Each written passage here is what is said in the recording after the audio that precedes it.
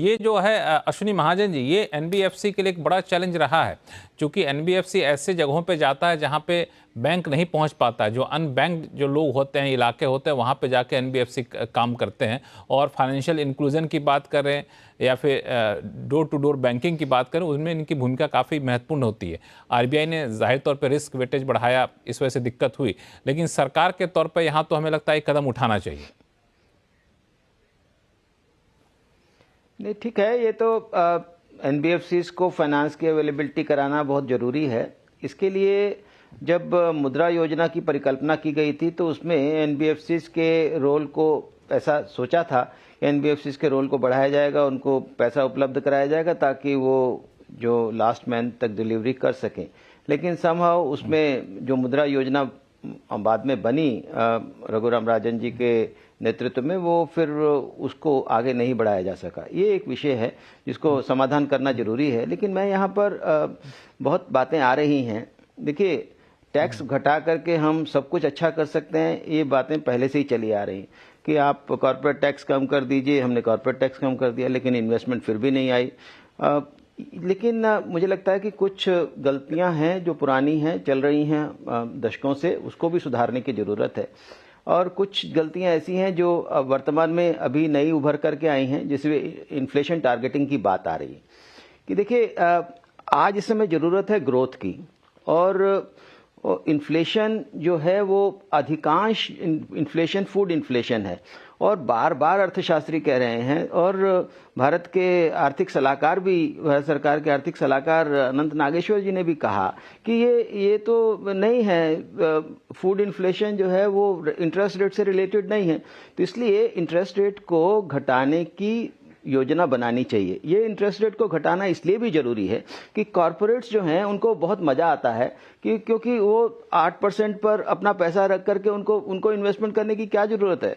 क्योंकि अगर rate of interest कम होगा तो उनका बॉन्ड रेट यील्ड कम होगी, तो स्वाभाविक तौर पर वास्तविक उसमें निवेश करेंगे। ये भी बहुत जरूरी है। दूसरा जो मैं गलतियों की तरफ इशारा यहाँ कर रहा हूँ वो ये है कि इतने वर्ष से हमारी जो इन्वेस्टमेंट बढ़ाने के जो प्रयास हो रहे हैं, आत्मनिर्भर भारत के तहत बहुत सारा प्रयास किया जा रहा है, प्रोडक्शन लिंक्ड इंसेंटिव स्कीम दिए, बाकी सब स्कीम्स दे रहे हैं, लेकिन फिर भी इन्वेस्टमेंट नहीं बढ़ रही है। तो उसमें कहीं ना कहीं इस बात का भी है कि चाइनीज डंपिंग जो पहले हो रही थी, अब दोबारा से वही डंपिंग दोबारा से शुरू हो गई है। और उस डंपिंग के कारण हमारे जो रियल इन्वेस्टमेंट करने वाले लोग हैं, बड़े उद्योग लगाने वाले लोग हैं, वो आशंकित हैं कि अगर ऐसे ही चलता रहेगा तो कैसे चलेगा। तो इसलिए इस सब चीज़ों का समाधान के लिए भी इस बजट में या बजट के बाद भी इसके कुछ पहलुओं पर विचार करना पड़ेगा। इस बात के लिए जब हमारी बैठक हुई तो अर्थशास्त्रियों के मन में एक बात जरूर थी।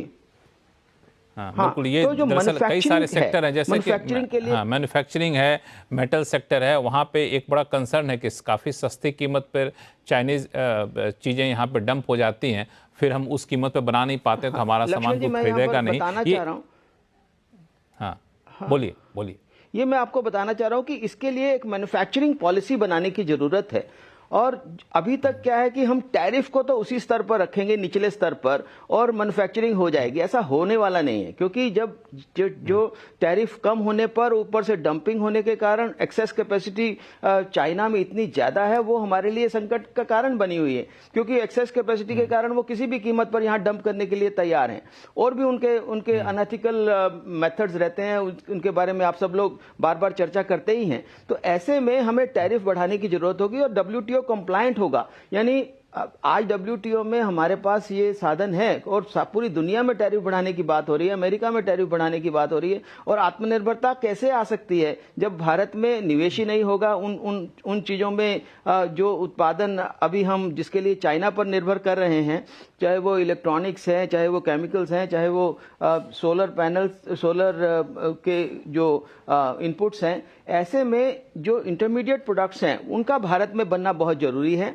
और उसके लिए हमें, इसीलिए आपको याद होगा कि बिल्कुल ग्लोबल सप्लाई चेन में बिल्कुल मैन्युफैक्चरिंग पॉलिसी बनाने की जरूरत है। और नीति आयोग ने इस तरफ एक ग्लोबल सप्लाई चेन पे रिपोर्ट भी दी थी, जहां पे भारत की भागीदारी बढ़ाई जाए।